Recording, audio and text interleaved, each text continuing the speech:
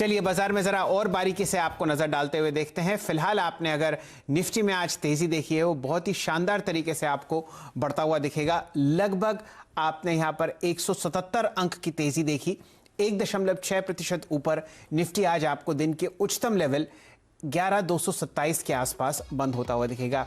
शुरुआती तेजी आज बुल्स ने बिल्कुल पकड़ कर रखी। जो आपने रैली फ्राइडे को देखी थी वो मंडे को गैप अप की तरह शुरू हुई और लगातार दिन में आपने हायर लेवल्स आते हुए देखे। बैंक निफ्टी पर नजर डालिए, देखते ही बनता है 3.3% की तेजी, 21,670 के आसपास आपको ये इंडेक्स बंद होता हुआ दिखा। 683 अंक की जबरदस्त तेजी। एडवांस डिक्लाइन रेशियोज यहां पर सब बुल्स के फेवर में है, आपके सामने फिलहाल स्क्रीन पर आते हुए दिखेंगे। सारे इंडिसेस में और ज्यादातर सब सेक्टर्स में आपने आज हरा निशान देखा।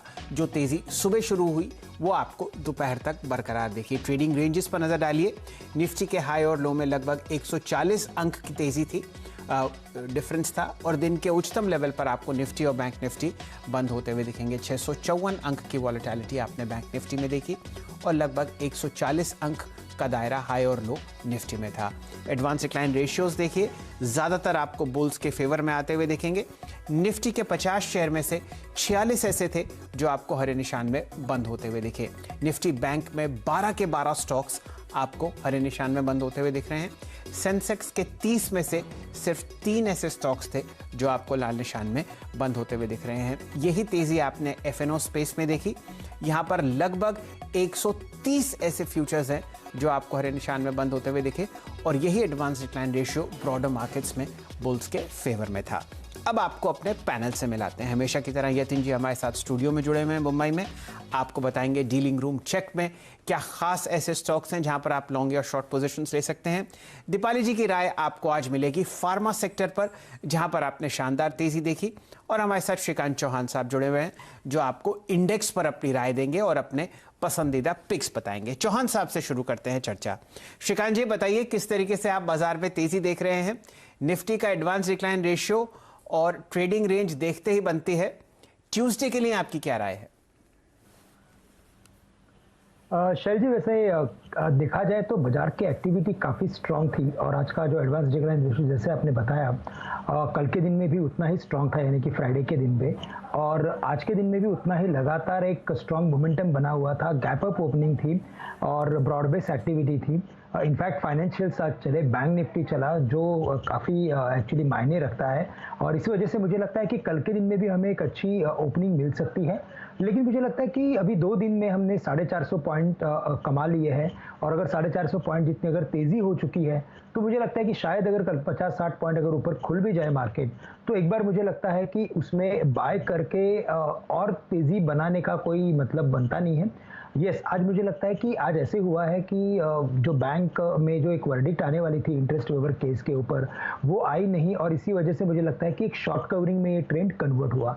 तो मुझे लगता है शायद अगर कल मार्केट नीचे खुले तो बिल्कुल लेके चले, 11,150 से लेकर 11,100 के रेंज में बाय करें, और एक 11,050 का स्टॉप लॉस रख सकते हो।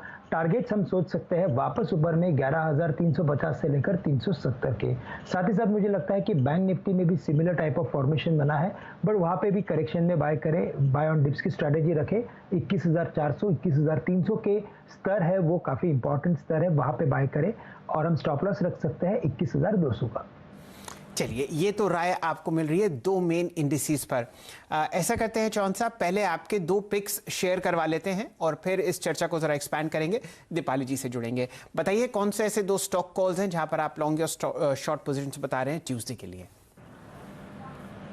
बिल्कुल, देखिए वैसे फार्मा स्टॉक्स में काफ़ी तेज़ी देखने को मिली है, आईटी में देखने को मिली है, और मुझे लगता है कि आईटी में हमने ऑलरेडी काफ़ी सारे स्टॉक्स में काम कर लिया है।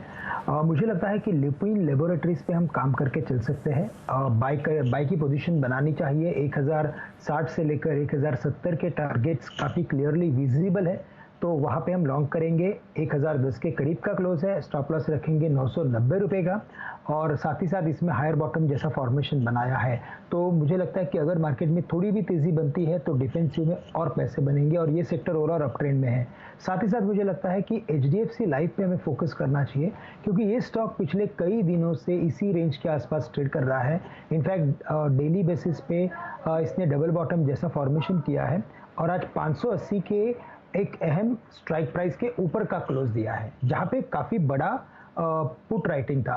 तो एक क्लियरली इंडिकेट कर रहा है कि 580 के ऊपर स्टॉक स्टेबल हो गया है और स्टॉक वापस 600 से लेकर 620 के टारगेट दिखा सकता है। तो बाय करके चले, और यहाँ पे हम स्टॉप लॉस रखेंगे 575 रुपए का। चलिए, ये राय आपको लॉन्ग साइड पर मिल रही है ल्यूपिन और HDFC लाइफ में। अब जुड़ते हैं दीपाली जी से। आज आपने बहुत ज़बरदस्त लॉन्ग साइड एक्शन देखा फार्मा में। जितने भी FNO में स्टॉक्स हैं, हम लोग लगभग 12 स्टॉक्स यहाँ पर ट्रैक करते हैं। टोरेंट फार्मा के अलावा सब आपको हरे निशान में बंद होते हुए दिखे। क्या सेक्टोरल थीम थी, क्या टेलविंड थी, ये आपको दीपाली जी बताएंगे। और फिर जुड़ते हैं श्रीकांत जी से, आपको वो अपना फेवरेट फार्मा स्टॉक बताएंगे ल्यूपिन के अलावा। दीपाली जी बताइए, आज फार्मा स्पेस में क्या हुआ?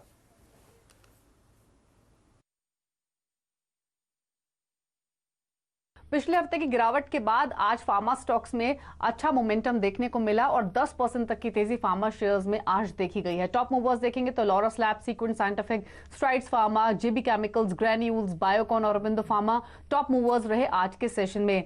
फाइजर की जो कोरोना वैक्सीन बनने की खबर आई है, उससे across the board sentiments positive हुए हैं और उसके अलावा भी लगातार खरीदारी हमने फार्मा में देखी है, जिसके पीछे कई कारण अब तक रहे हैं। कोविड-19 की वजह से ग्रोथ अपॉर्चुनिटीज हो, अच्छे अर्निंग्स हो, यूएस मार्केट का स्टेबलाइज होना ही क्यों ना हो, या फिर इंस्टीट्यूशंस की तरफ से बाइंग क्यों ना हो, लेकिन इंपॉर्टेंट ये है कि आगे के लिए ग्रोथ अपॉर्चुनिटीज क्या हैं। तो सबसे पहली चीज एक्सपेक्टेशंस तो ये है कि जो सेकंड हाफ है फार्मा कंपनीज का, वो अर्निंग्स के हिसाब से बेहतर रह सकता है। इनफैक्ट FY22 में तो double digit earning growth expected है।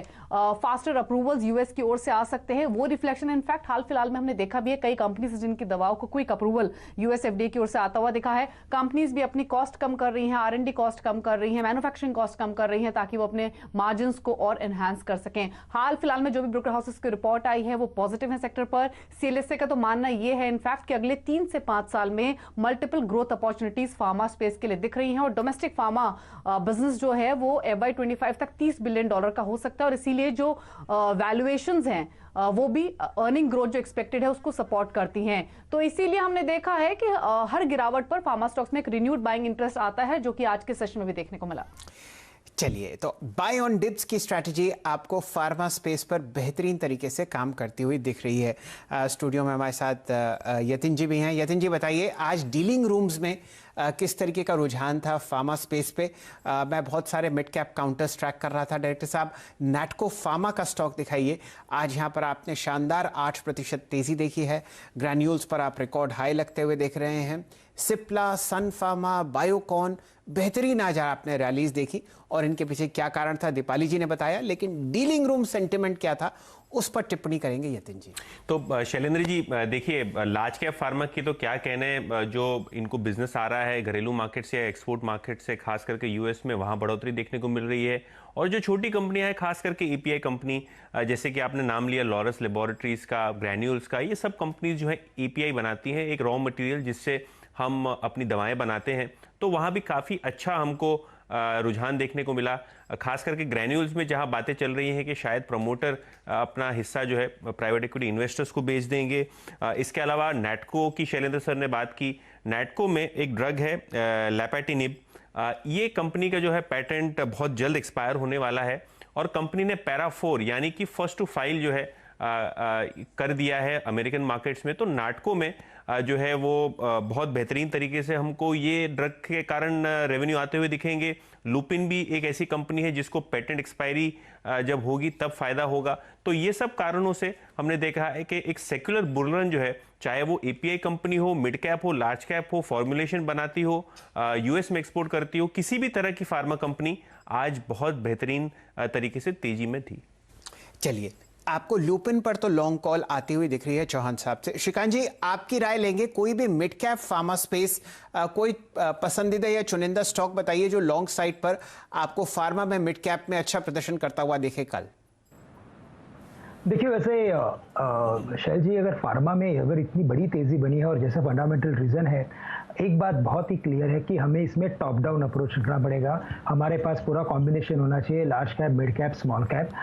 अगर लुपिन, डॉक्टर रेड्डी, सिप्ला अगर अच्छा है तो साथ ही साथ मुझे लगता है कि एक अजंता फार्मा पे भी हमें ध्यान देना है। इनफैक्ट जब ये फार्मा सेक्टर चला था तो हमने एक अच्छा कॉम्बिनेशन बनाया था शैल जी। हमने डॉक्टर रेड्डी लिया था, फिर सिप्ला लिया था और उसके बाद एक ऐसे ही एक स्मॉल कैप स्टॉक ले लिया था और वो था मार्क्सन्स लेबोरेटरीज, और वहाँ पे भी वो 20 रुपये वाला स्टॉक 40 से 45 रुपया हुआ। तो क्लियरली इंडिकेट करता है कि ये फार्मा सेक्टर काफ़ी अच्छी तरीके से चल रहा है। अजंता फार्मा मैं बोलूँगा कि ये लेके चलें, 1580 के करीब ट्रेड कर रहा है, नकोविल 1580 के करीब ट्रेड कर रहा है, और यहाँ से मुझे लगता है कि काफ़ी ग्रेजुअली वापस अपने प्रीवियस हाई को क्रॉस कर सकता है, 2100 के लेवल को। तो करंट लेवल से इन्वेस्टमेंट बेसिस पे इसे बाय करें, 1500 के रेंज तक भी बाय कर सकते हैं, लेकिन 1450 रुपये का स्टॉप लॉस रखना पड़ेगा 2100 रुपये के टारगेट के लिए। ये राय आपको आती हुई दिख रही है अजंता फार्मा के लिए। चर्चा को और खोलते हैं श्रीकांत चौहान साहब, उन स्टॉक्स पर नज़र डालते हैं जहां पर आज आपने बहुत बेहतरीन वॉल्यूम एक्शन आते हुए देखा। मेरे सामने आइनॉक्स लेजर का स्टॉक है, 7% ऊपर। यहां पर आपने गैप अप ओपनिंग तो देखी ही। कहानी इसके पीछे ये है कि कम से कम वेस्ट बंगाल में आपको सिनेमा हॉल्स खुलते हुए दिखेंगे और फिलहाल 50 लोगों को अंदर पिक्चर देखने की आपको परमिशन मिलेगी। किस हिसाब से पीवीआर और आइनॉक्स लेजर आपको चार्ट्स पर दिखते हैं पोजिशनली? चौहान साहब, इस पर अपनी राय व्यक्त कीजिए। देखिए, वैसे पूरा जो सेक्टर है, यानी कि इसमें जितने भी स्टॉक है, जब तक महाराष्ट्र गवर्नमेंट से स्पेसिफिक न्यूज़ नहीं आती है तब तक मुझे लगता है कि ओवरऑल एक्शन नहीं रहेगा और ये चलेगा भी यहाँ से। तो जब तक न्यूज़ नहीं आती है तब तक bye on rumour sell on news की स्ट्रैटेजी बनाएं और करंट लेवल से भी इसे लॉन्ग करके चले। बट येस, इसमें जैसे पीवीआर है, हम पीवीआर पे ज़्यादा फोकस करेंगे क्योंकि इनके जो सिनेमा घर है वो काफ़ी एक्टिव है, और मुझे लगता है कि करंट लेवल से अगर इसे बाय करते हैं, जो 1220 के करीब था और आज 11 से 12% ऊपर था ये स्टॉक, लेकिन फिर भी यहाँ पे बड़े वॉल्यूम्स थे, तो हमें स्टॉप लॉस रखना है तकरीबन 1190 रुपये का, जो 30 रुपये का स्टॉप लॉस होता है, और हम टारगेट्स रखेंगे 1400 से लेकर 1450 के। तो 200 रुपये तक का टारगेट है ऊपर में, काफ़ी अच्छा रिस्क रिवॉर्ड रेशियो है। गैप अप ओपनिंग जो आपने देखी और 12% रैली बावजूद, जबकि 85 लाख शेयर ट्रेड हो चुके हैं आज पीवीआर के। पीवीआर यतिन जी निफ्टी 500 में आज टॉप गेनर था, तो बहुत शानदार यहाँ पर आप तेजी देख रहे हैं। वापस मोमेंटम और सेंटिमेंट आपको आता हुआ दिखेगा, और चौहान साहब की राय है कि 1450 रुपये यहाँ पर आप प्राइस देख सकते हैं। ज़बरदस्त तेज़ी आज एक्सचेंज काउंटर्स में भी थी चौहान साहब। MCX देखिए, लगभग 10% की तेज़ी, और ये स्टॉक 1786 के आसपास बंद होता हुआ दिख रहा है। वॉल्यूम और प्राइस दोनों आज बुल्स के फेवर में थे। बताइए, 7-8 दिन की गिरावट के बाद पोजिशनली आपको आज MCX कैसा लगता है? 10% की तेज़ी आपके सामने। शैल जी, वैसे देखा जाए तो ये जो स्टॉक है MCX, वहाँ पे हमारा कंप्लायंस इशू है, बट अगर मुझे लगता है कि ये पूरे सेक्टर को अगर आप बहुत ही क्लोजली देखते हो तो मुझे लगता है कि जैसे BSE है, IEX है, या तो आप पकड़ लीजिए कि CDSL है, इन सभी स्टॉक्स में मुझे लगता है कि आने वाले दिनों में काफ़ी अच्छी तेज़ी बनेगी। और अगर स्पेसिफिकली अगर जैसे अभी नए IPOs आ रहे हैं उसके बेसिस पे मुझे लगता है कि अगर तेज़ी करनी है तो आप यहाँ से CDSL में तेज़ी करके चल सकते हैं। करंट लेवल से कुछ 490 के, मुझे लगता है कि ये स्टॉक शायद 600 से 650 के लेवल्स को भी छू सकता है। तो काफ़ी अच्छी तेज़ी बनी है, करंट लेवल से भी इसे इन्वेस्टमेंट बेसिस पे बाय करके चले। चलिए, सेंट्रल डिपॉजिटरी सर्विसेज आपके सामने 493 पे बंद हुआ है, लेकिन आज का हाई इसमें 506 था, और लगातार तीसरे महीने अगस्त में आपने लगभग 10 लाख नए डीमैट अकाउंट्स खुलते हुए देखे हैं, और उसमें से लायंस शेयर आपको CDSL का दिखेगा। यही कारण है कि एक बहुत ज़बरदस्त बुल रन में है, और आपको चौहान साहब सजेस्ट कर रहे हैं कि पोजिशनली आप इसमें 600 रुपये तक का प्राइस देखेंगे। चलिए, समय एक छोटी सी ब्रेक का। ब्रेक में जाने से पहले आपको वो कॉल्स दिखाते हैं जहां पर चौहान साहब ने लॉन्ग या शॉर्ट की राय दी है, और फिर जुड़ेंगे यतिन जी के साथ दोबारा, जो कि आपको डीलिंग रूम चेक में बताएंगे कहां पर आप लॉन्ग या शॉर्ट पोजीशंस ले सकते हैं। दोनों इंडिसेस पर चौहान साहब बुलिश हैं। निफ्टी और बैंक निफ्टी के टारगेट्स और स्टॉप लॉसेज आपके सामने हैं। वो चाहते हैं कि आप फिलहाल यहाँ पर 11,150 1100 के बीच में खरीदें, और इसी तरीके से बैंक निफ्टी पर भी उनकी पोजिशनल राय है 21,400 से 21,300 के आसपास आप इस इंडेक्स को खरीदिए। चलिए, उनके व्यक्तिगत कॉल्स HDFC लाइफ और ल्यूपिन पर लॉन्ग साइड पर हैं। पहला लक्ष्य 1060 ल्यूपिन का, HDFC लाइफ का 630। स्टॉप लॉसेस आपके सामने हैं। व्यक्तिगत तौर पर फार्मा स्पेस में उन्हें अजंता फार्मा बहुत पसंद आया, और इस काउंटर पर उन्होंने 2100 का लक्ष्य दिया है। पीवीआर और आइनॉक्स लेजर पर भी वो बुलिश हैं। ब्रेक के बाद हम लोग जुड़ेंगे यतिन जी से और राय लेंगे उन स्टॉक्स पर जहां पर डीलिंग रूम्स एडवाइस कर रहे हैं अपने HNI क्लाइंट्स को लॉन्ग या शॉर्ट पोजीशंस के लिए। जुड़े रहिए हमारे साथ। चर्चा हो रही है आज शानदार रैली की और कल कहां पर आपको लॉन्ग या शॉर्ट पोजीशंस बनती हुई दिख सकती हैं। निफ्टी आज लगभग 177 अंक ऊपर बंद हुआ और बैंक निफ्टी में आपने लगभग 680 अंक की तेजी देखी। इसके बाद क्या होगा ये आपको यतिन जी बताएंगे। तो बताइए यतिन जी, कहां लॉन्ग या कहां शॉर्ट? तो देखिए, सारे कॉल्स तो लॉन्ग है शैलेंद्र जी। सबसे पहले तो नजरें होंगी वेदांता लिमिटेड पे, क्योंकि किसी भी वक्त जो है रिवर्स बुक बिल्डिंग की ऑफर खुल सकती है। आज हमारे सिस्टर चैनल CNBC TV 18 में भी एक कहानी थी कि अगले हफ्ते तक रिवर्स बुक बिल्डिंग शुरू हो जानी चाहिए और एक्सचेंज का अप्रूवल बहुत जल्द आने वाला है। निगाहें तो डीलिस्टिंग ऑफर पे हैं ही, लेकिन आज लगभग 5 लाख शेयर्स भी ऐड हुए अगर आप अक्टूबर सीरीज का डेटा देखें तो, और काफ़ी सारी लॉन्ग पोजीशन बिल्डअप कंपनी के वायदे बाजार में हमको देखने को मिली और डोमेस्टिक फंड्स भी यहाँ बायर हैं। तो डीलिंग रूम्स का कहना है ये है कि यहाँ पे भी वेदांता खरीद सकते हैं ट्रेडिंग के लिहाज से। इसके अलावा सीमेंट काउंटर्स पे हमारी नजरें हैं। हमने ये देखा है कि मॉनसून क्वार्टर के बाद हमेशा दिवाली के आसपास या फेस्टिव सीजन के आसपास बढ़ोतरी होती है सीमेंट के दामों में, और इसीलिए रामको सीमेंट जो है डीलिंग रूम्स अपने क्लाइंट्स को सुझा रहे हैं कि आप पोजिशनल तरीके से लॉन्ग बनाए रखें। अगर आप ओपन इंटरेस्ट का डेटा भी देखें आज का, तो लगभग 10% का ओपन इंटरेस्ट में एडिशन था अक्टूबर सीरीज में। फ्रेश लॉन्ग्स देखे गए और डीलिंग रूम्स को लगता है कि यहाँ 750 से लेके 760 के लेवल जो है बहुत जल्द आ सकते हैं। और आखिर में मिड कैप सेगमेंट में NIT लिमिटेड पे डीलिंग रूम्स की नजर है, जहां शेयर में उनको 10 से 15% की तेजी दिखती है।